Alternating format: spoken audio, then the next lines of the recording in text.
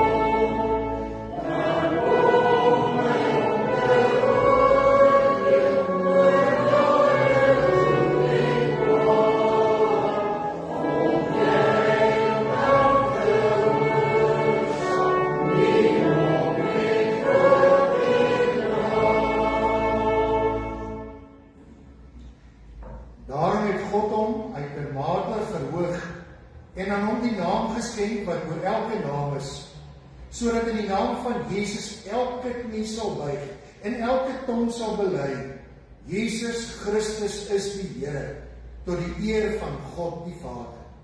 Geliefdes, die genade sy met ons almal wat ons Here Jesus Christus met 'n onverganklike liefde liefhet. Amen. Amen.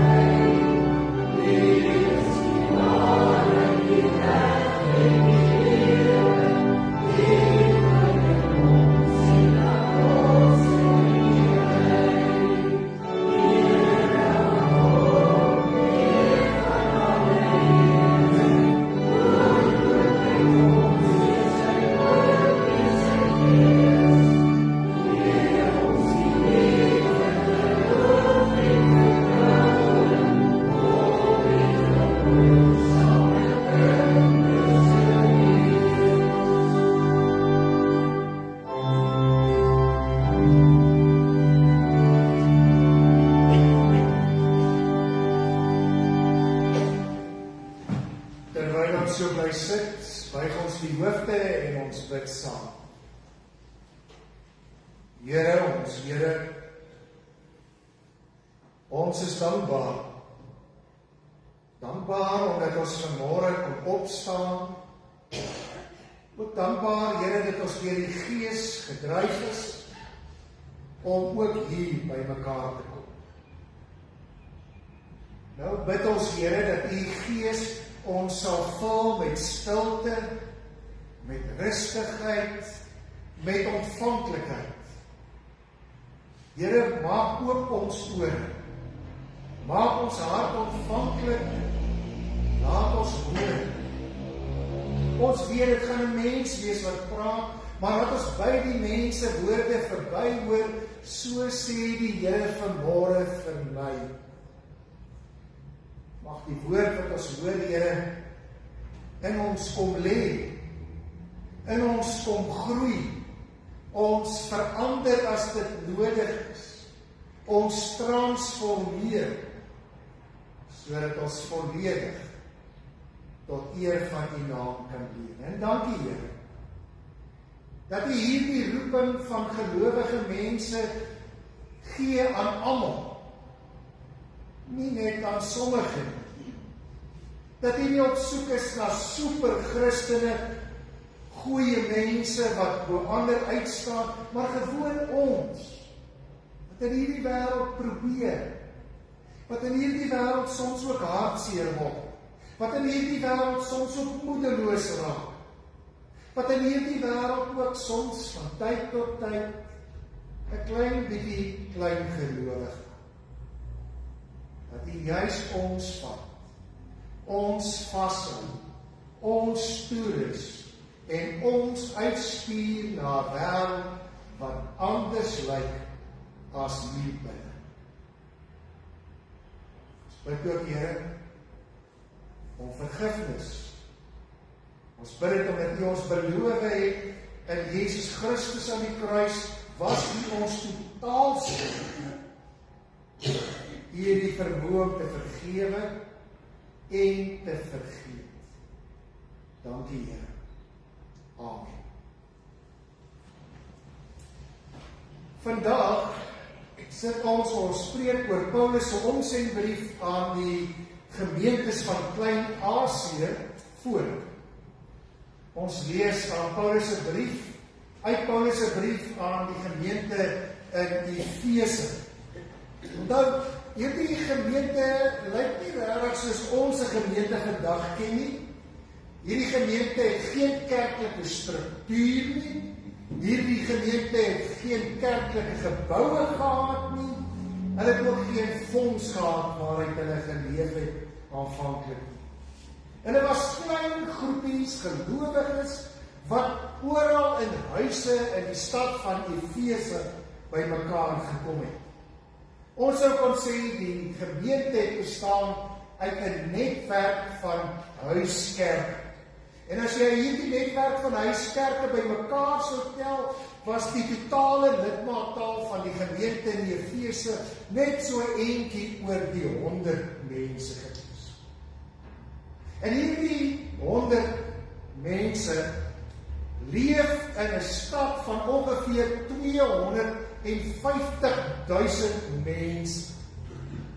250.000 mense wat uit verskillende dele van die wêreld gekom het, wat verskillende dinge geglo het, wat verskillende dinge gedoen het, besig was, elkeen om te oorleef en te leef.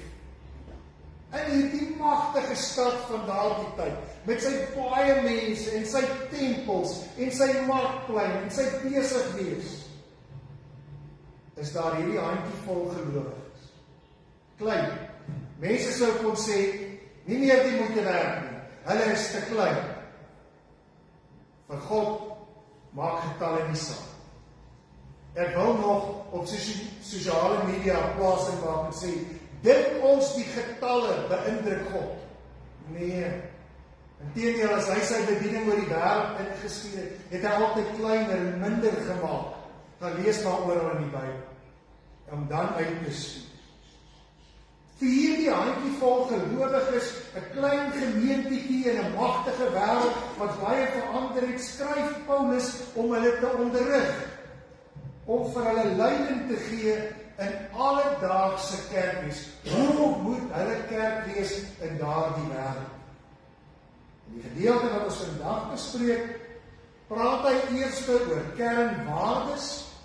Hulle is 'n jong gemeente met verskillende mense wat by mekaar gekom het, en hy praat met hulle oor eenheid, en hy sê vir eenheid in die kerk het jy kernwaardes nodig. En dan noem hy dit nederigheid, vriendelikheid, geduld, verdraagsaamheid is wat die kerk nodig het om eenheid te bou. En dan skryf Paulus verder oor die gawes van die Gees. En dit klink vir ons iets wat vreemd. Maar Paulus beklemtoon dat hulle dit van die Gees ontvang om die gemeente van God op te bou.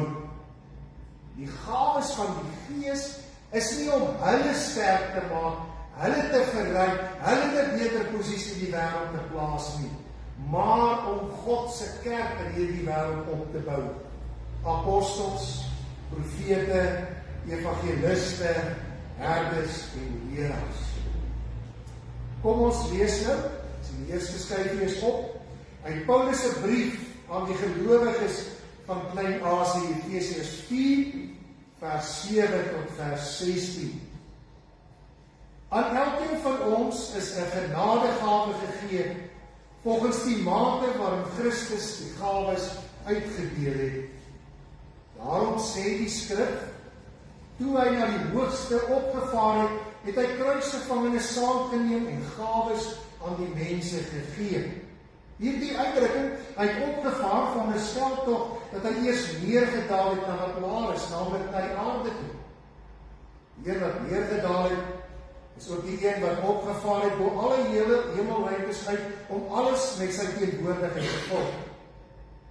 En dit is die gawes wat hy gegee het: apostels, profete, evangeliste, herders en leraars.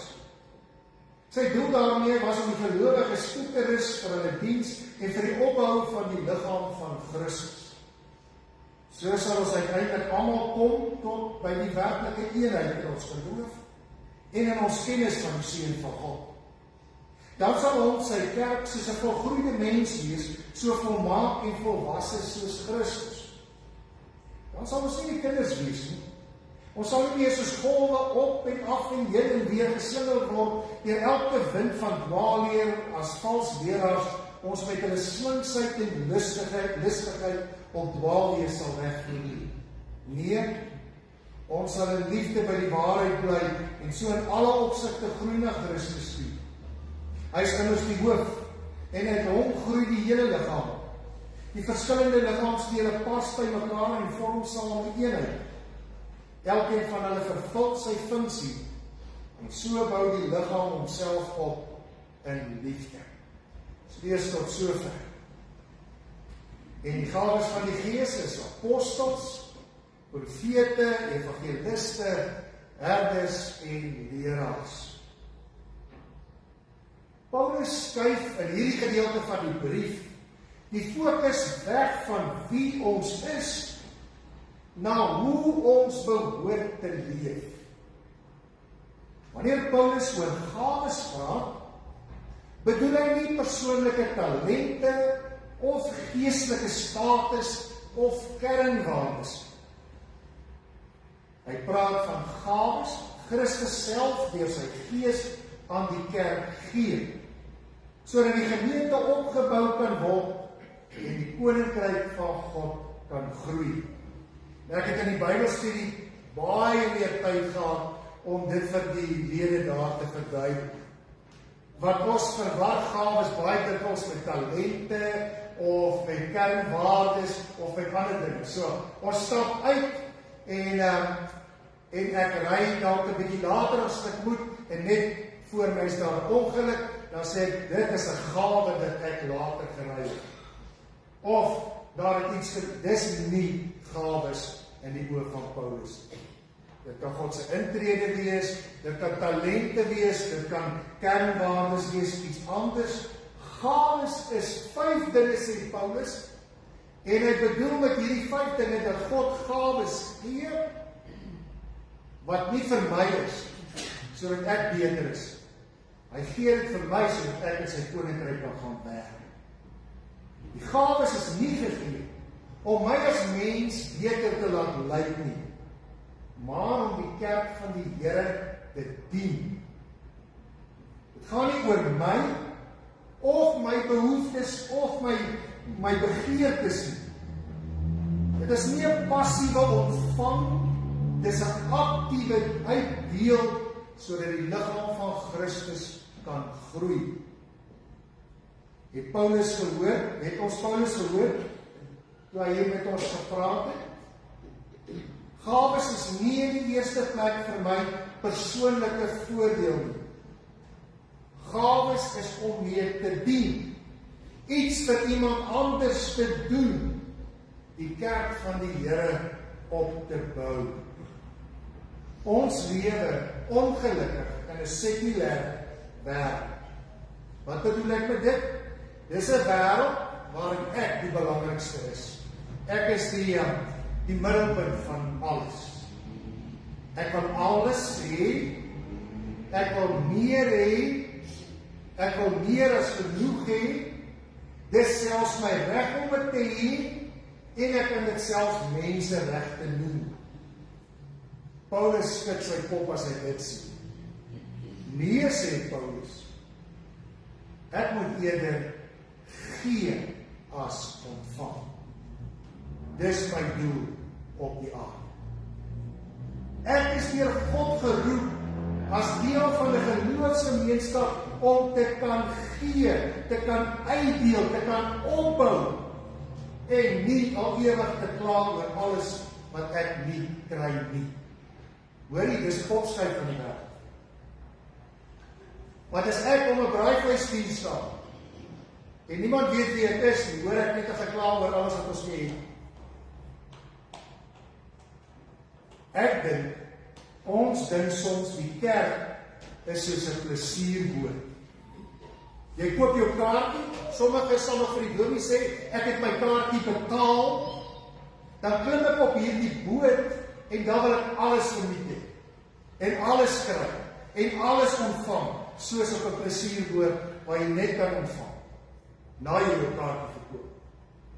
Die kerk is eerder 'n oorlogskip.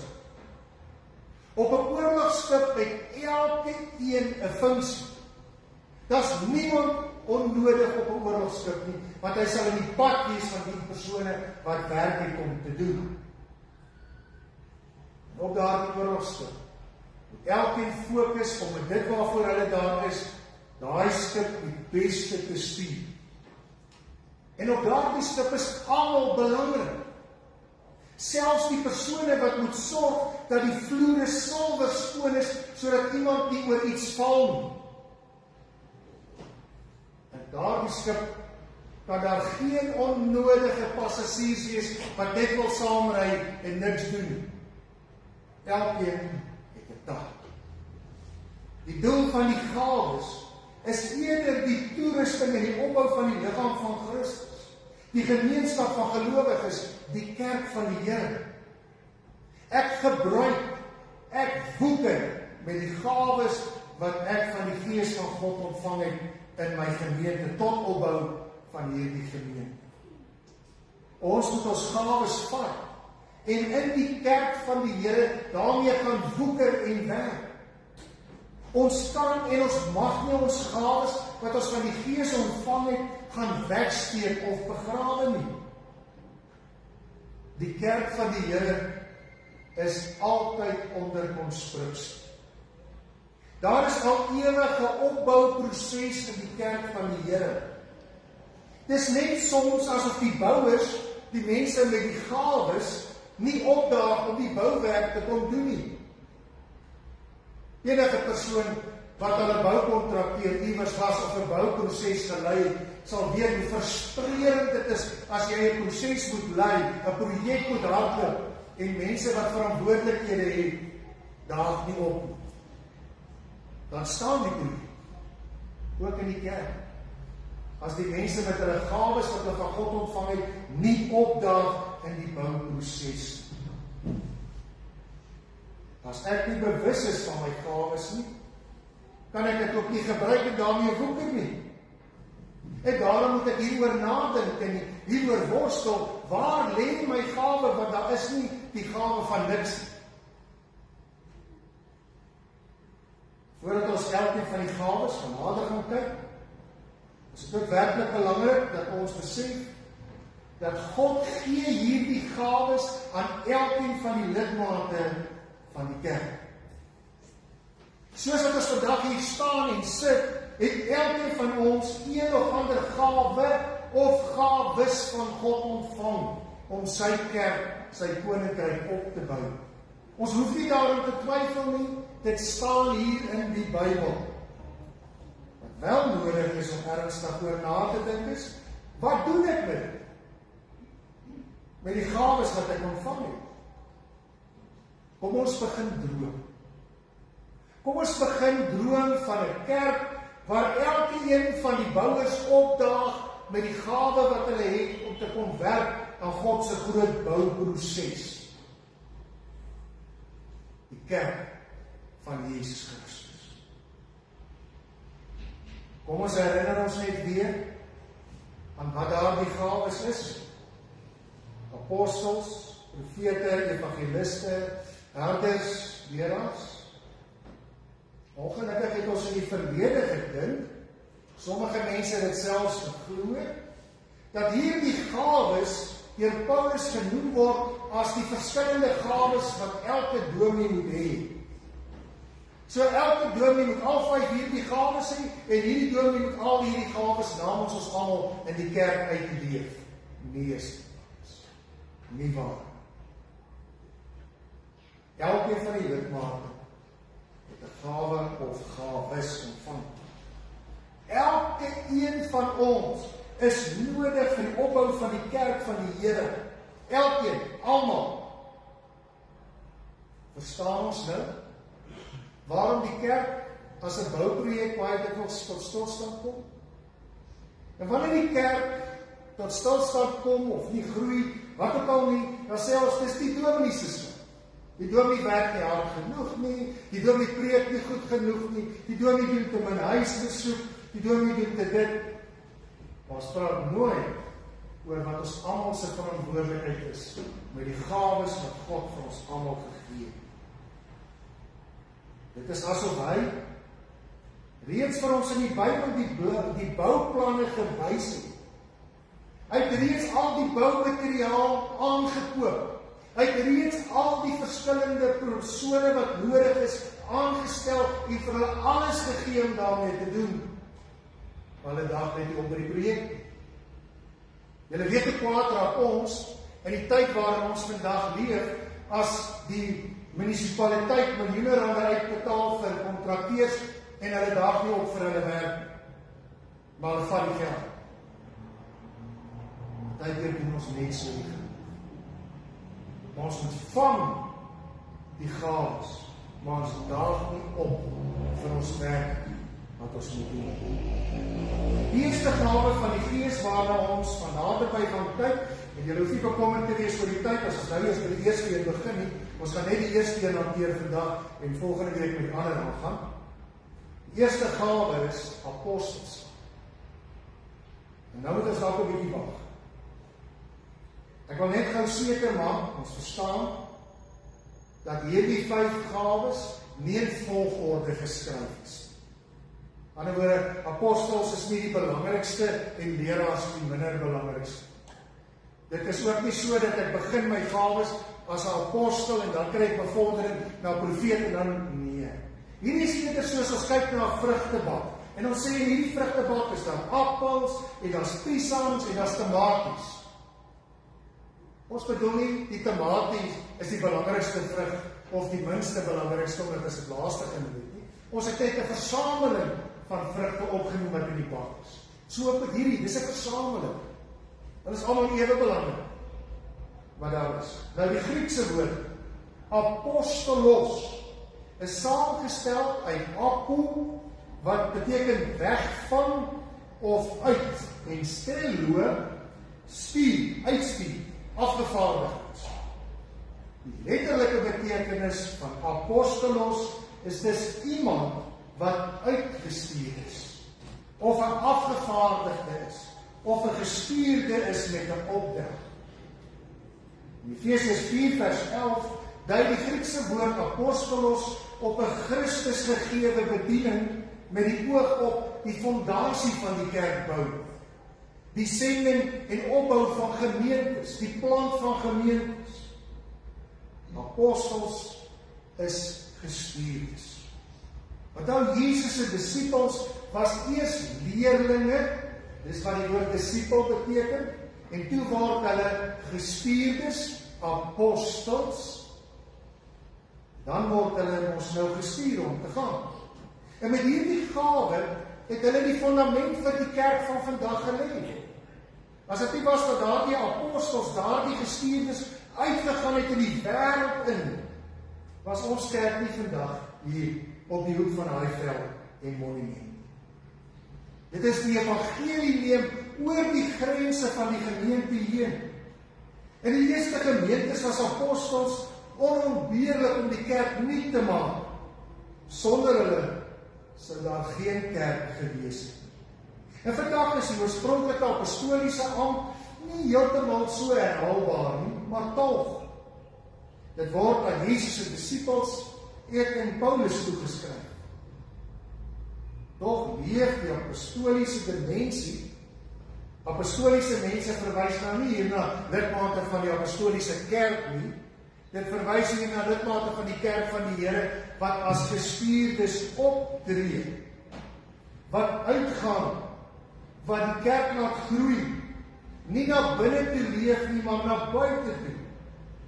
Nie alleen te fokus op die blote instandhouding van 'n gemeente nie, maar die uitbou, die groei van 'n gemeente. Die mense wat in die kerk nie vra, hoe oorleef ons nie, maar wat in die kerk ons help om te vra, waarheen stuur God ons gemeente? Ons begeleidingsspan is byvoorbeeld apostolos. Bedoelende, hulle is gestuurdes. Hulle moet die gemeente help antwoord aan die vraag, waarheen stuur die Here hierdie gemeente volgende? En 'n kerk sonder apostoliese visie word maklik na binne gekeer.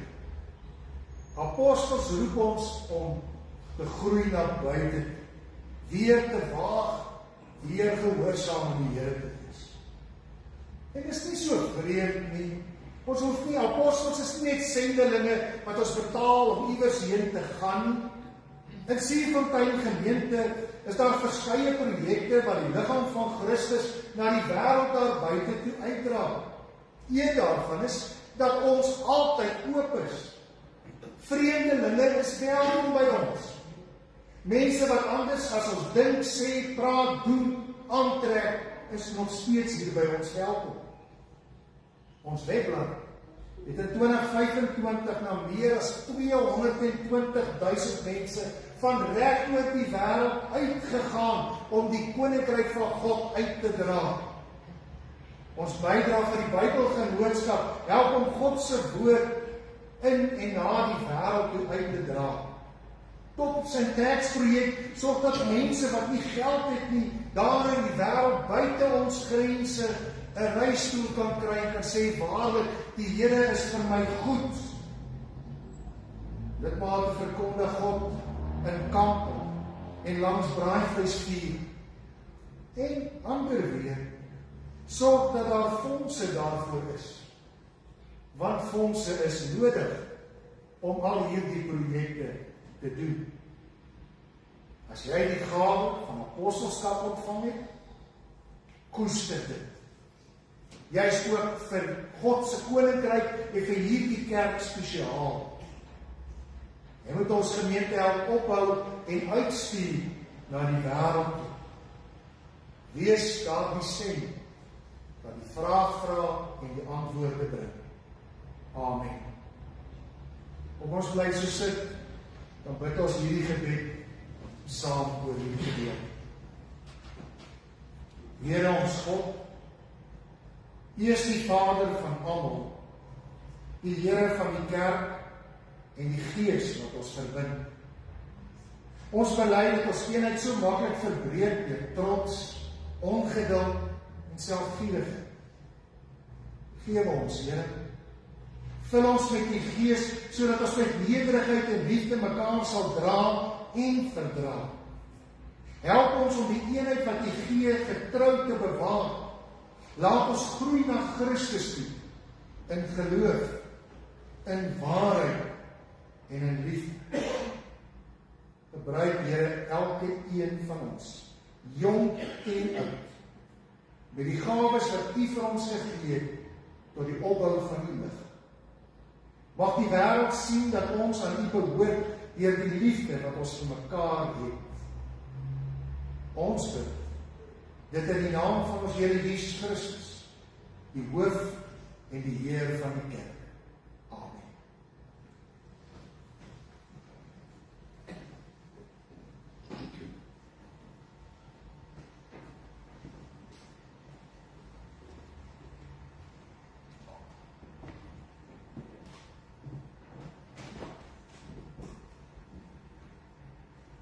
Gemeente, ons is deur die prediking opnuut opgeroep om ons gawes te ontdek en te gebruik, om na die woord van God ons verder te leer, dat ons uit genade deur geloof gered word. Laat ons, terwyl ons mense bly sit, ons geloof bely.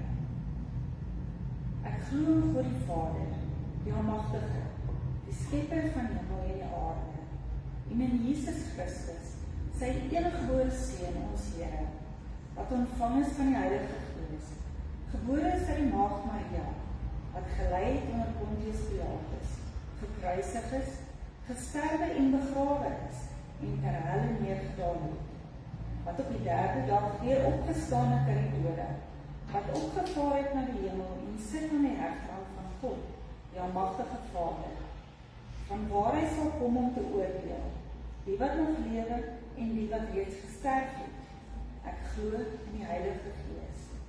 Ek glo aan 'n heilige algemene Christelike kerk, die gemeenskap van die heiliges, die vergifnis van sondes, die opstanding van die vlees en 'n ewige lewe.